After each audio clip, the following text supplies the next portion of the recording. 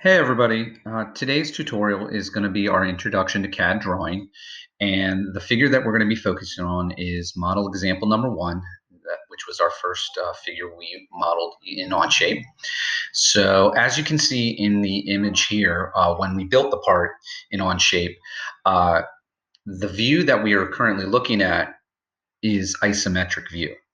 And even though the view has dimensions attached to it, this is not a typical CAD drawing that we are going to be using.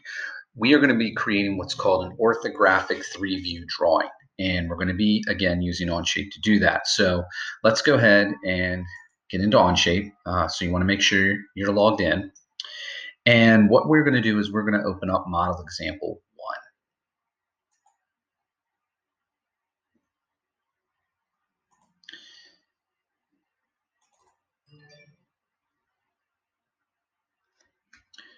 So once model examples 1 is open, the next part we're going to do is then open up a drawing file. And the reason we opened up the part first is so that the drawing file will reference the part that we want to dimension. So in order to do that in Onshape, what we're going to do is going to go down to the bottom left-hand corner and click on the plus sign.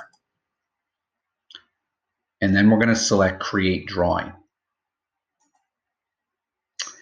Now, once that window pops up, and this is drawing 1, you're going to see lots of different types of drawing file types you can use.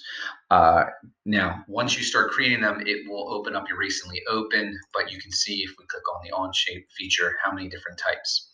And you have ANSI, and you have ISO. ANSI is going to be used for our standard inches, and then ISO would be for our metric measurements. So we're going to choose ANSI. And then again, you have another list of files that you can choose from.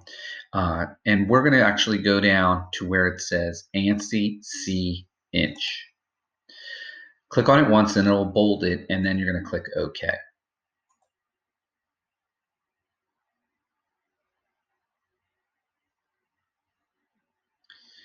Okay, once it's loaded, you will then see a blank screen with a drawing file sheet opened up, and then you will have a chance to select the part that you want to be adding the dimensions to. Now, if it's an assembly, it'll have a list of parts here that you can choose from. But if it's just one singular part, you'll just choose the one that's there, and that is going to be our part 1, which was our model example 1. Okay. Now, once we do that, you'll notice we'll come down here, and we're always going to place the front view in first. The front view is always placed in the bottom left corner of the sheet, slightly above the title block. This area down here on the bottom right is what we call the title block. And so we're going to place this file here of the front view, and we click one time. Once we do that, it's going to place it in, and then you'll notice another gray box. And the reason it's giving that is because it's projecting the view to the top directly above it. So we'll click a second time. Then to get the right side view, which goes in the bottom right corner, we're going to click on the box again, and then you'll notice that another box appears, and then click. And then finally, we're going to click on the front view, and then we're going to place it in the top right corner. So as you can see, as we do that, the front view becomes the central position part of our drawing. And so when we lay it out in a 3-view, it's because it's called top view, front view, right side view. Now, you can move these figures and they will move together. So if I move this up a little bit, you'll notice that you want to uncheck projected view. Okay, and so once you've unchecked projected view and then you grab it, you'll notice that the right side view will move up. If I grab it from the front view again and move it slightly to the right, the top view moves over. Okay, so these will move together because they're all aligned to the front view. The isometric view, although related to the front view, is independent of the other 3 views. And so you can kind of just place it, but it's always good to have an image view of that. Now, the next thing is we can kind of see our images here are a little small. So you can always adjust that. So the best way to do that is to come down to the front view and right click, and then you're going to go to View Properties. Now you have a window that'll pop up, and it'll allow you to adjust various things. So if we wanted to change our view orientation from the front to the top, we could do that. We could change our scale size, change the types of edges, and so on and so forth. What we're going to do here is we're going to change this from 1-to-1 sheet to 1-to-1, but in actuality, I'm going to change it to 1.5 to 1 and then hit enter. And what that does is it makes the images slightly larger. Now, notice when I did that, it moved the isometric view slightly off. So I'm going to go ahead and hit the green check mark, and then I am going to make this my isometric view, put it back in place, but I don't need my isometric view this big. So I'm actually going to go ahead and view properties on the isometric view and move it back to 1-to-1. And then it makes it smaller again, but again, it didn't affect the other three. And I'm just going to keep it up in this top right corner because I kind of want it out of the way. And again, I'll be able to move these. Obviously, once they got a little larger, they shifted a little bit. So I can move them and adjust the positioning as necessary. All right, so let's take a look at what we're looking at right now. So we have a top view, we have a front view, and then we have a right side view. We also have our title block. So if I zoom in on the title block, you can see my name is automatically defaulted into that. The date in which I created it, I'll be able to add a title to this. Okay. And we're going to call it Model Example 1 Drawing. And then hit the check mark. You can also change the font of the title. You could change the size, the text height of that. If you want to make it bold or italicized, you have many options. And then we're just going to hit the check mark. Okay, so that adds it in there. And there's different types of materials, other things you can use on a title block. We'll get into more detail about the title blocks a little bit later on. So let's go back. Now, obviously, you can see my view has been zoomed in and zoomed out. So if you just ever want to put it back into center view, just right click and click zoom to fit. And that'll move that back into the center of your image. Now, before we start adding dimensions in and talking about the dimensions that we're going to be adding here, what I'm going to do is I'm going to set this up so we understand the relationship between the three views. So I'm going to go ahead and just take a little pause here, and then I'll come right back and show you what I'm talking about.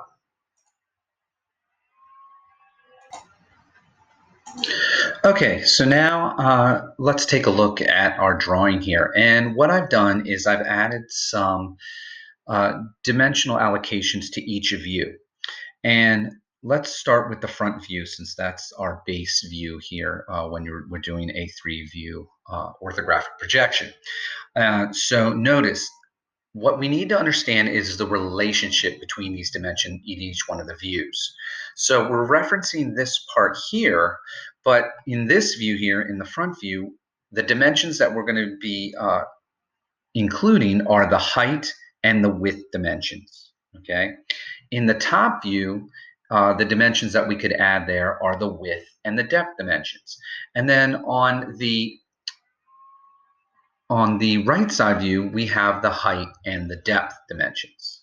So we need to understand the relationship. And so looking at this, notice the relationship between which two dimensions are shared between those two views. Between the top and the front is the width dimension.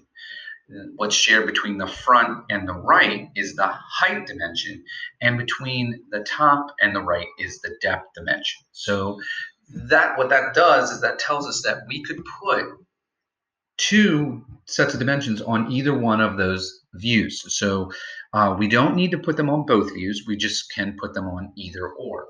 So the real question then becomes, well, which view do we add the dimensions to? And the way we like to describe that is which view has the most description or the most movement in the figure, okay? Which one kind of lets us know what the figure looks like? And most of the time, we are going to say the front view has the most movement, okay? It's the one that's going to be focused on. And the movement means look at all of the angles here, okay, that are created. So that's the one we're going to dimension usually the most. But that does not mean that we can't put dimensions on the top and the right. And sometimes we need to split those up and we need to share them between views. Later on, we'll be going over some dimensioning standards and requirements for dimensioning, and I'll be highlighting those as we do more drawings. But for right now, we need to start with the most basic dimensions, and that is our overall height, width, and depth. Those are what we call our size dimensions. Okay, so now to start dimensioning this part, we are going to go ahead and pick one of the views. So we're going to start with the front view, and then we're going to dimension either the height or the width. So let's go ahead and start with the height. That's going to be top to bottom. So I'm going to go ahead up to our toolbar. And now if we go down the toolbar, this first tool here was projected view. That's the view that we were using when we were placing the views in. Now we're going to go down to our dimension tool. It looks very similar to the one we were dimensioning in our building of our parts. So I'm going to click on that. And so we want the overall height of the figure. So that's top to bottom. So that means we're going to select the top edge. And then we're going to select the bottom edge. Now notice the bottom actually comes down to either on this side or on this side, and it doesn't really matter. And if what's going to be helpful is to zoom in, okay, when necessary. And notice when I'm hovering over the edge that I want, it kind of turns it a goldish brown color. So I'll click on that, and I'm going to drag that dimension to the right, okay? And the reason that I'm dragging it to the right is because I want it between the two views. So it shows the connection between the front and the right side view, okay? So now I'm going to uncheck dimension for a second, and notice now if I right click and go to fit to view, or zoom to fit, sorry, notice that my dimension is quite small. So what I'm going to do is I'm going to go ahead and hit this little wrench icon here, and that's going to open up our drawing properties. These become helpful when we're trying to modify our views, our dimensions, the text size, and so on and so forth. So right now our units are in inches as we built the part. The decimal separator is a period, the precision is 3 place values, and our tolerance position is also 3 place values. So I can change that depending if we had more dimensions or more numbers that we needed to a further place value. So I'm going to then switch it to dimensions. And notice now it says my text height and my font, okay? And again, I could change the font. But I'm also can change the text height. So if you notice here, my 2.5, which is the height of our figure, is pretty small. So I'm going to go ahead and increase that size. And again, you can you might have to adjust it for your drawing file, but I'm going to go ahead and change it to 0.2. See if I like that, and then hit enter. And as soon as I did that, it obviously made it much larger, much easier to see. We could make it even bigger. You can make it 0.3, make it 0.25. It's really whatever it is. Let's say 2.5. Let's put like that a little bit. All right, so now we have a little bit slightly different, larger dimension. And so we can, edit that as we need, and we just want it to be visible and clear for the person that would be interpreting this part. And now that dimension will take place for all the dimensions that we add in. We can change it and make those also on annotations or whole notes when we start to do holes that we're going to add. So we could also change the text size and font size of those as well. Other things that we could modify are the positions of our views and the edges and how big they are, construction geometry, formats, the different types of border thickness of our, notice there's a border that goes around here, how big and how bold that is. And then last is building of materials tables and editing those as such. And we'll get to more into those details a little bit later on. But for right now, we're good. That's all I wanted to change was just the text size. So I'm going to go ahead and hit the gear, and that just pushes the window back to the right. And if we needed to open it back up, we just click on the gear again. Okay, so now let's focus on our width dimensions. Okay, so our width dimensions are going to go from the left to the right. Okay, so that means that we're going to have width either on the front view or on the top view. So I can go ahead and pick which one. And again, I want to pick the view that has the most movement, or what we say contour. And so that's again going to be our front view. Now, one of the things you're going to see here is I'm going to go ahead and dimension. And then I'm going to click on the left edge and the right edge of our figure. And then I have a view, a dimension that looks like this. Now, on a normal dimension sheet, you won't have these width, height, and depth. I'm just doing this on the first one so that way you can get an idea of the relationship between the views. So I'll be not including those in future videos with our dimensions, but I just, again, for the first one, wanted you to see the relationship. But one of the next thing I want you to point out, so I'm going to uncheck the dimension tool. The next thing I wanted to point out is notice that these two dimensions just crisscrossed each other. Okay, that's one of the rules that we're going to come across, that we don't want to do that if we can avoid it. Okay, so there is a way I could take this dimension, let's say, and I moved it to the top, right? Maybe that would help me out, right? And again, notice it's now still crisscrossing in these extension lines. So if that becomes the case, then it might be the time that we want to change our view. Okay, so instead of putting it on the front view, we're going to go ahead and put it on the top view. So I'm going to go ahead and click on that. Click there. And now I drag that dimension down. Okay. And again, just to highlight how I deleted that, if you just uncheck the dimension tool and click on it one time and then hit the delete key, it will go away. Since I already did that once, I don't need to do that again. Okay, so there is our width dimension. But now, last but not least, we're going to go ahead and do our depth dimension. So now, okay, zoom to fit. The depth can now go either on the top view or the right side view. And so notice, looking at it here, both have pretty detailed contour. And so in this case here, I can see a little bit of movement. I can see the rectangle here. That's the little projected edge here that's sticking out of our figure. And I can see it a little bit more clearly here. So I might want to go ahead and include that on the top view. So let's go ahead and do that. So I'm going to go ahead and hit dimension. Okay, and dimension there. And I'm just going to put it so it's not intersecting. And again, there's my depth. So my width is 4.75, my height is 2.5, and my depth is 2.5. Okay, so I'm going to check. So now those are my overall size dimensions. Okay, now we need to add in what are called our location dimensions. Okay, they are going to be the dimensions that we're going to need to know in order to all the dimensions on the interior of the figure. So again, I'm going to go back to my width dimensions, and I like to do these one set of dimensions at a time. So I'll do all the width dimensions first, and then maybe all the height dimensions, and then all of the depth dimensions. Okay, so and it doesn't really matter the order, but I like to do them together. Okay, so I'm going to go ahead and again start with my height dimensions here, and yeah, let's just do the height, okay? So height again is top to bottom. And so the next thing that we have to pick when we're doing dimensions such as the height and the width and the depth is we need to pick a reference edge. A reference edge is the edge we're going to use and always use that as our starting point, okay? We don't want to flip-flop sides, okay? And because it becomes confusing of what the dimensions are. So in this case here, we will dimension it from the top, okay? And then we always go to the furthest line that's parallel. Now, the obvious furthest line was the original overall dimension, which was 2.5. So I'm going to click on the top.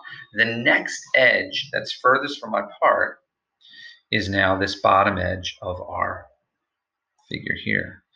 And so then when I add in other dimensions, notice I want to sort of stack them so that they're not aligned, okay? So they're kind of slightly off center from one another. And that also makes it clear. If we run them directly in line with one another, then it looks like one big long dimension. Then I'm going to continue that pattern, and I'm going to go to the top edge. So that becomes our next dimension. So notice all my dimensions are going to be offset from one another. And then I'm going to go to this edge and here. Okay, and notice I'm trying to place the dimensions as best I can in the middle of my dimension lines here. And then the nice thing about the CAD is that it draws all these lines for us. Okay, and I don't have to really worry about that. Now, let's say I want to uncheck dimension and I wanted to adjust the position of the 1.75. Once I unchecked it, then I can kind of move it and adjust it as necessary. Okay, and those are going to be all of my height dimensions. So now let's see here. Now you might say, well, what about this edge in the middle here? So let's check that for a second. So let's say we wanted to include that here. Notice then when I did that and I got the dimension, and this time I moved it to the left side. Okay, I'm going to uncheck it for a second. It's the same as this 2 here. So we don't need to over dimension the part. Because this edge here and this edge here are aligned to one another, they're directly in line with one another, we don't need to dimension it twice. So this becomes an unnecessary dimension. So what I'm going to go ahead and do is I'm going to just delete it because I no longer need it. Because it becomes a repeated dimension. Okay, now, since I now have all the height dimensions, I'm going to go ahead and do the width dimensions. You might be asking me the same question over here for this edge too, as far as the height goes. And again, because it's 1 on this side, it's going to be 1 on this side. All right, so now let's do the width dimensions. So we already have the 4.75 on the top view. So do you think we should continue going up to the top in dimensioning, or should we go back down to the front? Hopefully you said the front. Okay, and the reason we want the front, because again, we want that rule of contour to determine which dimension and which view we're going to do. So now we're going to end up putting some dimensions on both sides of the figure. So let's go ahead and do that. So now we're going to go ahead and click dimension. And again, my reference edge for this is going to be my left edge. And this is usually the reference edge we use most of the time. It's the outside left edge. And now I've already done to the farthest edge, which is this one here. So I'm going to go to the next furthest edge. And that's going to be this edge here. And we're going to drag down. Okay, then I'm going to go to the next edge, which is going to be this small one here. So I'm going to choose my left edge and drag down. Okay, now the next edge, although it seems like based on we're going in order, would be this edge here, but in actuality, this is the next edge that is closest to. But instead of dragging it, clicking on the left and putting it, clicking this side and putting it down here, notice the extension line goes across the figure. I'm going to put it on the top view and then slightly off center from my other view. Then the next edge is going to be this one here. Again, I'm going to put it on the top. And then the last but not least is going to be my left edge to this small edge here. Now notice, see, if I don't want to jam that 0.5 in there in between those lines, I can put it on the outside and that would be still accurate. Okay, it just depends. You know, you don't want to jam dimensions in between the extension lines if we don't have to. And so we just want to make it as neat and understandable and clear as we can. That is really one of the keys to dimensioning, is being clear and efficient when we're dimensioning. And we really don't want to over dimension. All right, so those are all our width dimensions. And then last but not least, I'm going to go ahead and do my depth. So I'm going to uncheck this dimension tool for a second. I'm going to click zoom to fit again. Okay, and now I can make some adjustments with my dimensions in case they're kind of running into them. We also don't want to add dimensions between two views, even though the top and the front share the same width. We don't want to share views, meaning we don't want to have extension lines going across to other between views. Okay, so we want them on kind of the adjacent sides. Okay, so this is adjacent to here, but we don't want them these extension lines reaching across to between views. All right, so the next set of dimensions is going to be, and last set is going to be our depth dimensions. And if you remember, we chose the depth on the top view, and we could also see it here. So now we're going to go ahead and add that to our figure. And so I'm going to keep it on the top view. And so I'm going to click dimension again. I'm going to use the top edge as my reference edge, and the next edge that I'm going to use is here. Drag that out. Right? And then the last dimension is going to be here to here. Okay, and I'll put this on the outside. Okay, and there's our dimension. Okay, and then I'm going to uncheck, and those are our depth dimensions. Now, you might be asking, well, you didn't put any on the right side view. How can that be? Why do you need 3 views? Because you always want to have the option. You want to be able to see the part from different views and then have that option to make that decision which view you want to. Could I have put these depth dimensions and the height dimensions on the right side view? Yes, I could have. Would it be incorrect to put them on the right side view? No, it would not. And it's really up to you. But again, which view are you choosing? It's the one that has the most contour. So in this case here, the front view had a lot of the contour. Okay, so obviously it has the majority of the dimensions on it. But I felt, in my opinion, the top had more contour because of this cutout sections here, and I could see that. But if you felt that it was more clear on the right side, I would have no problem with that. You could easily put the depth dimensions on that side. Okay, so that is our drawing. We're going to be doing more of these. This is just, again, our first one. I went into a greater detail as we go on further. I might not necessarily go into as great of detail for each dimension because as we get better, it'll become easier and more identifiable. But I did want to take some time to kind of explain things a little bit more clearly. So hopefully you take the time to kind of watch this and rewatch it as necessary. And then as we go forward, we'll get, obviously more proficient at dimensioning. It takes a lot of practice, so just be patient with it, and please ask questions, and I appreciate your attention. Again, if you do have any questions, please let me know.